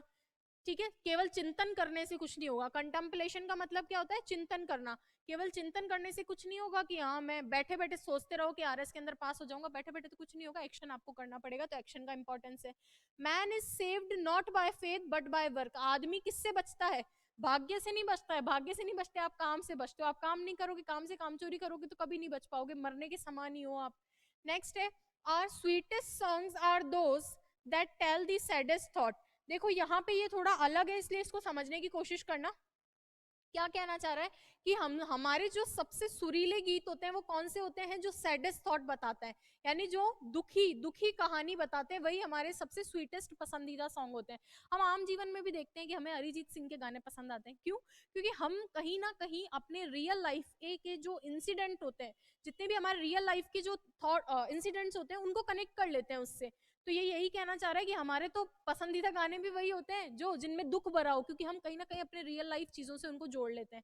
वहीं यहाँ पे कवि जो चाह रहा था, या जिसने भी ये लाइन की है, वो चाह रहा था कि आप ह्यूमन वर्सेस, ठीक है, ह्यूमन वर्सेस स्पैरो की तुलना कर रहा था। ठीक है, कोयल के साथ में ह्यूमन की जो है तुलना कर रहा था। वहां पे कवि ये कह रहा था कि क्यों जो है कोयल बहुत अच्छा गाती है लेकिन ह्यूमन इतना अच्छा नहीं गा पाते, आदमी इतना अच्छा नहीं गा पाता जितना कोयल गा पाती है। तो कवि ये कहता है, या जो पॉइंट है वो ये कहते हैं कि क्योंकि जो कोयल है उसकी लाइफ के अंदर कोई भी दुख नहीं है, वो तो बेचारी समझती भी नहीं है दुख क्या होता है, लेकिन human on the other hand उसकी लाइफ में इतने सारे दुख हैं, तो वो वही दुखों में ही रिलेट कर करके दुख भरी कहानियां लिखता है, दुख भरे गाने सुनता है। इसलिए कोयल ज्यादा अच्छा गा पाती, क्योंकि उसकी दिमाग में इतनी सारी चीजें नहीं होती। तो उसी से रिलेटेड ये एक कोटेशन उन्होंने लिखी थी। और जैसा पिछली बार आया था child is the father of man, तो कुछ कोटेशन ऐसी होती हैं जिसमें जो पॉइंट है, ये जो राइटर है जिन्होंने ये लाइंस लिखी है, उसके थॉट्स मैटर करते हैं कि वो उस टाइम पे क्या कहना चाह रहा था। नेक्स्ट है व्हाट वो, sorry,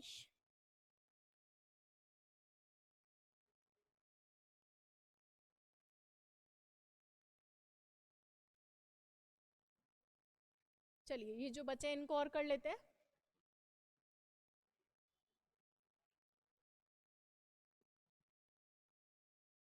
what can war but endless war still breed. War से हमें कुछ नहीं मिलता, अगला क्या कह रहा है, वॉर से हमें कुछ नहीं मिलता लेकिन स्टिल हमें उससे नुकसान ही होता है, क्योंकि जो वॉर होती है वो एंडलेस होती है, लड़ाई से लड़ाई का ही जन्म होगा। अभी जैसे रशिया यूक्रेन के अंदर लड़ाई चल रही है तो उससे मिलना जुलना कुछ नहीं है, होना जाना कुछ नहीं है, लेकिन फिर भी वो आगे आगे बढ़ती रहेगी, उसका कोई रिजल्ट नहीं है, वो एंडलेस है। इसी तरीके से जैसे इजराइल पैलेस्टाइन में चल रही है, लड़ाई चल रही है, उससे होना जाना कुछ नहीं है, लड़ाई कुछ नहीं है, आपस में लड़ते रहेंगे और ये दूसरी जगह भी जो है इनसिक्योरिटी पैदा कर रहे हैं। तो ये क्या कह रहा है कि वॉर से मिलता कुछ नहीं है लेकिन फिर भी एंडलेस वॉर चलती रहती है, दुनिया में लोग लड़ते रहते हैं। नेक्स्ट है law without equity is justice abused. अगर आपने न्याय कर दिया लेकिन न्याय कैसा नहीं है, समता वाला नहीं है, इक्वालिटी वाला नहीं है, तो फिर वो कैसा है, जस्टिस की आपने क्या किया है, जस्टिस को अब्यूज किया है, उसके साथ दुर्व्यवहार किया है। कैसे, जैसे मान लीजिए सेम क्राइम है, उतना ही हीनियस है, लेकिन एक अमीर आदमी होता है वो अपने बच्चे को बचा लेता है, लेकिन दूसरे साइड पे अगर सेम क्राइम किया हो किसी गरीब आदमी ने किया हो तो वो उसको नहीं बचा पाता, तो इक्विटी है ही नहीं। तो ऐसा जस्टिस कैसा होता है, अब्यूज्ड जस्टिस होता है जिसके अंदर इक्विटी नहीं हो। नेक्स्ट देखिए, इक्वालिटी नहीं हो, इक्विटी नहीं हो। The old order change yielding place to new. इसका कहने का मतलब है कि ओल्ड ऑर्डर जब तक चेंज नहीं होगा तब तक नए को जगह नहीं मिलेगी। इसका मतलब पुरानी चीजों में बदलाव से ही नए को जगह मिलती है, पुरानी चीजें बदलेगी नहीं तो नयों को कभी जगह नहीं मिलेगी, और नयों को बदल जगह चाहिए तो कहाँ, पुरानी चीजों के अंदर ओल्ड पैटर्न्स में चेंजेस आपको करने पड़ेंगे। हमेशा आपको रिजिडनेस नहीं रखनी है, चीजों के अंदर समय के अकॉर्डिंग बदलाव करते रहना चाहिए। और वैसे भी कहा गया है, बुद्धा ने कहा है ना कि only change is permanent. Next है लुक बिफोर यू लीप। ये बहुत ज्यादा इंपॉर्टेंट है और आ भी सकता है, क्यों, क्योंकि इसका मीनिंग एकदम दिख नहीं रहा है आपको। लुक बिफोर यू लीप का मतलब, लीप का मतलब होता है छलांग, लीप का मतलब क्या होता है, छलांग होता है। तो लुक बिफोर यू लीप, छलांग मारने से पहले देखो। तो इसका एक्चुअल मीनिंग ये होता है कि कभी भी आप कोई भी स्टेप करो, कोई भी एक्शन करो, तो उसमें इंश्योर कर लो कि what will be the consequences, क्या इसके परिणाम होंगे। इसके परिणामों को देखकर ही हमें एक्शन करना चाहिए। परिणामों को अगर नहीं देख के एक्शन कर रहे हो, मान लीजिए आप अपने समय को वेस्ट कर रहे हो, आपने सोचा ही नहीं कि इसका परिणाम कितना बुरा हो सकता है। ये कोई भी, आप किसी का मर्डर कर रहे हो, आपने सोचा नहीं कि इसका परिणाम कितना बुरा होगा। तो कभी भी आप कोई एक्शन करो, कोई भी काम करो, तो इंश्योर कर लो कि इसके परिणाम कैसे होंगे। वही है लुक बिफोर यू लीप, छलांग मारने से पहले ही सोच लो, कहीं गड्ढे में गिर जाओगे तो कॉन्सिक्वेंसेस के बारे में सोचना चाहिए। नेक्स्ट है simplicity is a sign of perfection. यानी आप जितने ज्यादा सिंपल हो वो परफेक्शन आपका दिखाता है। सिंपल इतने सारे लोग थे, नेल्सन मंडेला हो गए, गांधी जी हो गए, स्वामी विवेकानंद हो गए, उनके एग्जाम्पल से आप इसको कर सकते थे। नेक्स्ट है great talkers are not great doers. जो बड़ी बड़ी बातें करते हैं वो ज्यादा कुछ नहीं कर पाते। कुछ होते हैं हम ऐसा करेंगे वैसा करेंगे, कुछ नहीं कर पाते। जो बड़ी बड़ी बातें करते हैं सिर्फ बातें ही करते हैं, क्योंकि स्टिल वाटर्स रन डीप। बताया था आज ही, जो आदमी जितना शांत होता है उतना गहरा होता है, चुप रहता है उसके पास उतना ही ज्यादा नॉलेज होता है। नेक्स्ट है failures are the pillars of success. यानी यहाँ इंपॉर्टेंस किसकी बताइए, फेलियर्स की। और ऐसा कहा भी गया है कि failures are beauty of life. Failure नहीं है तो आपको क्या पता चलेगा पास होने का क्या मजा है। जिसने फेलियर महसूस किया है, जिसने फेलियर एक्सपीरियंस किया है, उसी को ही पता है कि एक्चुअली पास होने पे क्या खुशी है। अदरवाइज किसी को हर चीज, मतलब एक बैठे बैठे हर चीज मिल रही है तो उसको क्या पता उस चीज का क्या इंपॉर्टेंस है। तो फेल होने से, फेलियर्स ही किसके पिलर्स हैं, सक्सेस के, आपको सक्सेस की तरफ ले जाते हैं। तो ये तो हमारा जो ये था कंप्लीट हो गया है। जितने भी थीम थे ये मैं अपलोड कर दूंगी वीआईपीएम के टेलीग्राम चैनल पे। वीआईपीएम आरएस फोर्थ पेपर, जिनको नहीं पता है सारे मैं डाल दूंगी, सारे कौन कौन से जितने आज तक की वीडियो रिवीजन क्लासेस हुई हैं सारे पढ़ा उसमें डल जाएंगे। इसके अलावा एक चीज और देख लो आप लोग,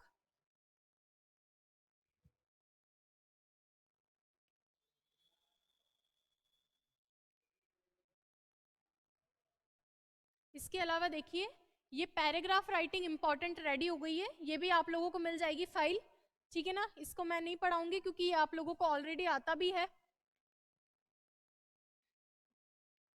ये देखिए इसमें कैसे कर रखा है चीजों को, एनवायरमेंट के सारे एक साथ दे दिए हैं। आप लास्ट टाइम में क्या करना, इनको एक बार रीड कर लेना, गो थ्रू कर लेना, कि इनमें से कोई टॉपिक ऐसा ना हो जिसके बारे में आपको बिल्कुल नहीं पता हो, क्योंकि ये सारे मोस्ट इंपॉर्टेंट है। बस इनके बारे में आपको थोड़ी बहुत भी नॉलेज हुई तो आप एग्जाम में लिख दोगे, क्योंकि पैटर्न आपको बता दिया है लिखना कैसे है। तो एनवायरमेंट में जैसे globalisation, sustainable development, deforestation, net zero carbon emission, सारे लगभग जो भी हैं, राजस्थान के, इंडिया के, green India, digital India, social issues जितने थे उतने डाल दिए, महिलाओं के डाल दिए, पॉवर्टी के डाल दिए, कल्चर का डाल दिया, साइंस एंड टेक के भी अपन ने जो है इसके अंदर टॉपिक्स डाल दिए, और इसके एआई डाल दिया, renewable energy, solar energy, social media, technology के जितने भी चेंजेस वाले हैं वो सारे, प्लस इंडिया के अंदर क्या क्या चल रहा है, तो इंडिया को 2030 तक सुपर पावर बनाना है, मेक इन इंडिया, डेमोक्रेसी का स्टेटस, ये सारे कंप्लीट कर दिए। एजुकेशन में क्या कुछ चल रहा है, तो असेसमेंट 2020 की पॉलिसी कितने हद तक इंप्लीमेंट हुई है, ऑनलाइन स्कूलिंग क्योंकि कोविड के बाद वही चल रहा है। इसके अलावा क्या रीस्ट्रक्चरिंग होनी चाहिए, क्या क्या बदलाव होना चाहिए इंग्लिश के एजुकेशन सिस्टम में, करंट के अंदर क्या क्या चल रहा है, बहुत इंपॉर्टेंट है। हिंदी इंग्लिश दोनों में ही ये बहुत ज्यादा इंपॉर्टेंट पैराग्राफ है, इनको गो थ्रू कर लेना। इसकी पीडीएफ डाल दूंगी। मेरा कहने का मतलब है इनको पूरा पूरा नहीं पढ़ना है, लेकिन इनके बारे में आपको नॉलेज है ना कि अगर ये आ गया तो आप क्या लिखोगे, ये जरूर सोच लेना। जैसे करंट के अंदर G20 है, इसके अलावा COP28 है, होमोसेक्सुअलिटी बहुत ज्यादा मुद्दे में रहा था इस साल में, uniform civil code, new criminal reforms, caste census, violence जो बहुत ज्यादा बढ़ रहे हैं, रायट्स जो बढ़ रहे हैं, कम्युनल रायट्स, फिर पॉलिटी के अंदर सोशल मीडिया वगैरह, judiciary, corruption, Naxalism, secular country है इंडिया, इसको एग्रीकल्चर में भी कुछ देख सकते हो, इकोनॉमी में भी कुछ आप लोग देख सकते हो। तो ये इस तरीके से पूरा कंपाइलेशन है, इसको मैं अपलोड करवा दूंगी। इनको आप लोग एक बार ही चेक कर लेना। इसके अलावा आपके प्रीवियस ईयर भी एक जगह कर रखे हैं, जितने भी लेटर हैं कुछ लिख रखे हैं, वो लिखे हुए भी अपलोड हो जाएंगे, प्लस ये कुछ हैं जो पिछले सालों में आए हुए हैं। आप देखोगे कि लगभग सेम ही आ रखा है, पिछली बार अलग आया था, उससे पहले तो अक्सर यही आया है कि या तो आप जो है किसी चीज के इंश्योरेंस क्लेम करो, आपका कुछ नुकसान हुआ इंश्योरेंस क्लेम करो, या आप कहीं जा रहे थे गाड़ी से ट्रेवल कर रहे थे तो आपका सफर अच्छा नहीं रहा, या बहुत ज्यादा गंदगी है आपके एरिया में, उससे पहले तो ऐसे ही आ रहे थे। ये मैं फाइल डाल दूंगी तो आप चेक कर लेना, लगभग सेम से ही आ रहे थे। चलिए, इसके अलावा अगर अपन बात करें तो जितने भी रिपोर्ट वगैरह आ रखे हैं, passage, paragraph, theme, previous year में जो भी आ रखा है उनकी भी फाइल्स रेडी हैं, वो भी मैं डलवा दूंगी। बाकी इंपॉर्टेंट कोटेशंस भी कुछ है अपने पास में, उनको भी अगर मैं बात करूं तो देख सकते हो आप।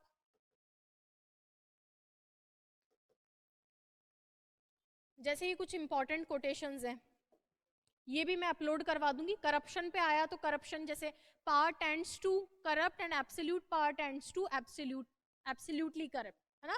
यानी इसका कहने का मतलब है कि पावर आई तो आप करप्ट होगे, और एब्सोल्यूट पावर आ गई। एब्सोल्यूट पावर का मतलब होता है पूरी तरीके से निरंकुश एकदम आपके पास, तो 100% आप कैसे हो जाओगे, करप्ट बन ही जाओगे। तो इसी तरीके से विमेन पे, पीस पे, डेमोक्रेसी पे, सब पे अपन ने कुछ ना कुछ लिख रखा है, तो ये पीडीएफ भी मैं अपलोड कर दूंगी। बाकी अब अपन बात करें तो लगभग सारी चीजें हो ही चुकी है, अब मुझे कुछ भी आपको बताने के लिए एक्स्ट्रा चीज जरूरत नहीं है। सिलेबस अपना कंप्लीट हो गया है, ग्रामर हो गई, वोकैबुलरी हो गई, डिस्क्रिप्टिव भी हो गया। मुझे लगा कि थीम एक ऐसा टॉपिक है जिसको आपको समझने में दिक्कत हो सकती है, तो थीम पे भी अपना डिस्कशन हो गया। अब तो बस आपको अच्छी तरीके से अपना पेपर अटेम्प्ट करना है। बाकी आई थिंक हम लोगों ने जितना पॉसिबल हो सकता था आप लोगों के लिए उतने क्लासेस वगैरह अरेंज कर दिए हैं। बाकी इनको अच्छे से देख लेना, जो भी लोग एग्जाम दे रहे हैं उन लोगों को सभी को वीआईपीएम फैमिली की तरफ से बहुत बहुत विशेष, अच्छे से अपना एग्जाम देना है, पेपर बस ढंग से आप लोग अटेम्प्ट करना, बाकी अच्छा ही होगा। जनरली इंग्लिश का डर ज्यादा रहता है, इसलिए बच्चे अच्छे से अटेम्प्ट नहीं कर पाते। आप देख लेना, ग्रामर वाले में कम टाइम लगाना है, वोकैब वाले में बिल्कुल ही कम टाइम लगाना है, थोड़ा टाइम डिस्क्रिप्टिव में देना, और डिस्क्रिप्टिव में वो चीजें पहले अटेम्प्ट कर लेना जो आपको अच्छी तरीके से आती हो। ग्रामर में बहुत टाइम वेस्ट नहीं करना है, बट हाँ कोशिश करना कि जो टॉपिक सिलेबस में लिख रखे हैं, सिलेबस आपको एज इट इज याद होना चाहिए कि article, determiner, preposition, tense, modal, active, passive, direct, indirect, इसी सीक्वेंस में पूछने की 80% संभावना रहती है, तो आप उनकी एरर फाइंड कर सकते हो। प्रेपोजिशन के पीछे बहुत ज्यादा पागल होने की भी जरूरत नहीं है, क्योंकि लास्ट टाइम में जितना पढ़ पाओ उतना ही कम रहता है। टेंस के क्वेश्चन एक भी गलत नहीं होना चाहिए, मॉडल का एक भी गलत नहीं होना चाहिए, वो आपको बहुत अच्छे से आते हैं। वोकैब में 2 ऑप्शन आएंगे तो परेशानी की बात नहीं है, 1 वर्ड आप लोग थोड़ा सा पढ़ के जा सकते हो, और पीडीएफ अवेल करवा दिए वीआईपीएम के टेलीग्राम चैनल पे। डिस्क्रिप्टिव में बात करूं तो जैसे लेटर तो आप लिख ही लोगे, लेटर अगर थोड़ा समझ में नहीं आ रहा है तो फिर रिपोर्ट लिख लेना। और एक चीज ये रहती है कि थीम, बस ये मत भूलना बिल्कुल भी कि आपको बोला है कि 3 पैराग्राफ में लिखना है, तो प्लीज उसको 3 पैराग्राफ में लिखना, जनरली बच्चे भूल जाते हैं। आप कभी भी ये कोई भी टॉपिक स्टार्ट करो, चाहे थीम स्टार्ट करो चाहे पैराग्राफ स्टार्ट करो, तो ये जरूर इंश्योर कर लेना कि ऊपर हेडिंग डालो। रिपोर्ट में भी ऊपर हेडिंग डालनी है, थीम में भी हेडिंग डालनी है, लेटर में मत डालना, बाकी इनके अंदर हेडिंग आपको डालनी है। लेटर में सब्जेक्ट लिखना बिल्कुल भी आप लोगों को नहीं भूलना है। प्रेसी लिख रहे हो उसमें भी आपको हेडिंग डालनी है। ट्रांसलेशन हमेशा पीछे से पढ़ के करना है ताकि ट्रांसलेशन में भी कोई दिक्कत नहीं हो। बाकी आई थिंक इतना सफिशिएंट है आप लोगों के लिए, बाकी अच्छे से पढ़ाई करनी है। थैंक यू सो मच, मिलते हैं नेक्स्ट क्लास में जिस भी एग्जाम के लिए स्टार्ट होगी। Thank you so much.